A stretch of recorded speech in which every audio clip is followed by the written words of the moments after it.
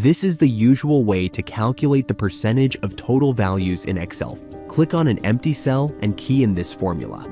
Press Enter to get the total sum. Next, calculate the percentage for each department.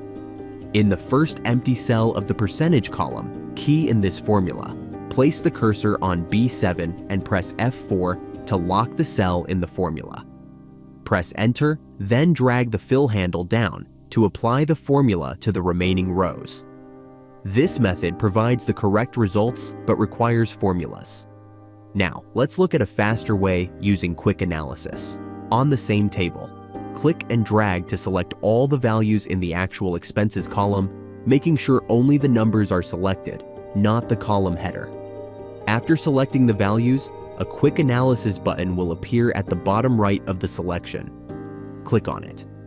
In the quick analysis menu, there are multiple tabs such as formatting, charts, totals, tables, and sparklines. Click on Totals. Under the Totals tab, find and select Percent Total. This option will calculate the percentage of each value in relation to the total sum. A new column will appear, displaying the percentage for each department.